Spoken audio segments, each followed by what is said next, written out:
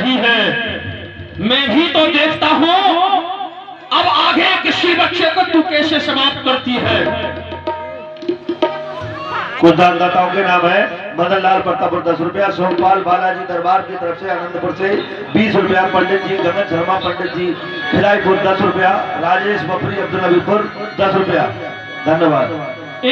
निकल निकल मठु से निकल ए बेहा बदकार, अब तक तेने राज के बालक डाले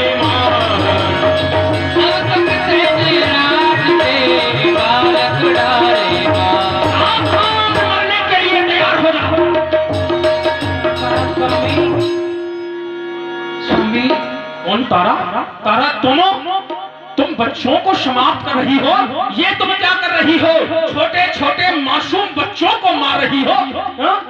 नहीं नहीं स्वामी, मैं कुछ नहीं कर रही हूँ, मैं तो बस अपने पुत्र के लिए टका मांगने के लिए आई थी स्वामी, मुझे नहीं पता स्वामी। तारा, मेरे मालिक ने तुमको शांडालिनी घोषित कर दिया है और आदेश मुझे दिया है कि जाओ उस स्त्री को समाप्त कर डालो। अब यदि मैं अपने मालिक की आज्ञा नहीं मानूंगा तो मेरा धर्म चला जाएगा, इसलिए आज अपने हाथों से मुझे तुम्हें मारना ही पड़ेगा। इसलिए तैयार हो जाओ मरने के लिए। हाँ स्वामी, ठीक है, मैं अपना सर नीचे की ओर कर रही हूँ और आप मेरे ऊपर खड़ग चढ़ा दो स्वामी। सावधान हो जाओ तो।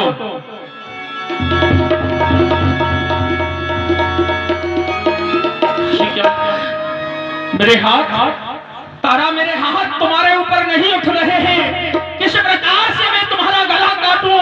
यदि तुम्हें नहीं मारता हूं तो जिस संत धर्म को अब तक मैं बचाए हुए था वो ही संत धर्म मेरा चला जाएगा। मालिक की आज्ञा का पालन नहीं हो पाएगा। क्या करो? ऐसा करो तारा, ये पट्टी है, इससे तुम मेरे नेत्र बंद कर दो। जब मेरे नेत्र बंद हो जाएंगे तो मैं तुम्हें देख नहीं पाऊंगा, फिर बड़ी ही आसानी से मैं तुम्हें समाप्त कर सकता हूँ। ये मेरी आंखों पर पट्टी बांध दो। आज मालिक का आदेश हुआ है तो आज अपनी पत्नी को ही मारने के लिए तैयार हो गए हैं। मैं यहाँ पर हूँ स्वामी। तारा, स्वामी यहाँ आओ। हाँ स्वामी, मैं यहाँ पर हूँ। बैठ जाओ यहाँ गर्दन करके। 1 2 और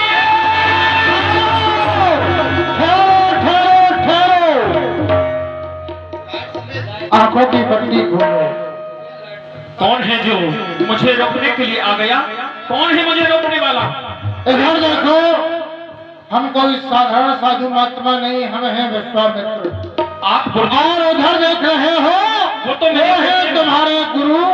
उन्हें तो मैं भली प्रकार से जानता हूँ, लेकिन भगवान ये सब कुछ क्या हो रहा है?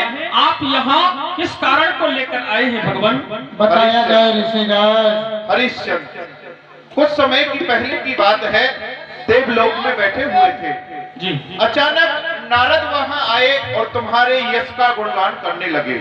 हमने भी कहा कि हरिश्चंद्र सत्यवादी है, लेकिन ये है ना महर्षि विश्वामित्र क्रांतिकारी, इनको कहाँ चैन पड़ता है? इनके सामने किसी दूसरे व्यक्ति की बड़ाई की जाए तो इनको ये बात अच्छी नहीं लगती है। ये क्रोध कर बैठे।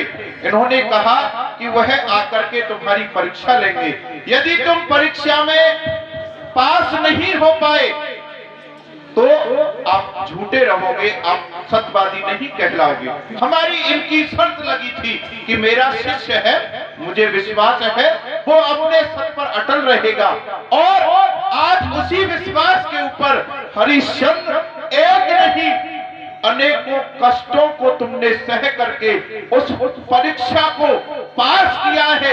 इस दुख की घड़ी में तुम पास हो गए पुत्र, पास हो गए। कहिए विश्वामित्र जी, आपकी परीक्षा में हम खरे उतरे ही या नहीं? हाँ महाराजा हरिश्चंद्र, जैसे मैंने सुना था वैसा ही तुमको पाया। सत्यदेव, रोहित ये मरा नहीं है, जीवित करें इसको। जीवित है मेरा पुत्र। हाँ ये जीवित है। जय हो भगवान, जय हो। हमने तुम्हें परीक्षा में उत्तीर्ण किया, हम तुम्हारे सामने हार गए। कहा जाता है सदा सत्यवादियों की सत्य से प्रीत होती है, सदा सत्यवादियों की सत्य से प्रीत होती है। चरित्र जिनका उज्जवल होता है अंत में जीत उन्हीं की होती है। राजन, तुमको जो मांगना है वह तुम हमसे मांग सकते हो। भगवान मुझे आपसे कुछ नहीं चाहिए, एक वस्तु मैं आपसे मांगना चाहता हूँ। क्या चाहिए? आगे जो आने वाला युग है वो कलयुग है। कलयुग आगे आएगा और जिस प्रकार से आज आपने मेरी परीक्षा ली है उस प्रकार से यदि कलयुग के किसी जीव से आपने परीक्षा ली तो वो कभी अपनी परीक्षा नहीं दे पाएगा। इसलिए मैं आपसे चाहता हूं भगवान कि आज के अलावा कभी किसी मनुष्य की आप इस प्रकार से परीक्षा नहीं लेंगे। आज के बाद मैं परीक्षा नहीं लूंगा, नहीं लूंगा।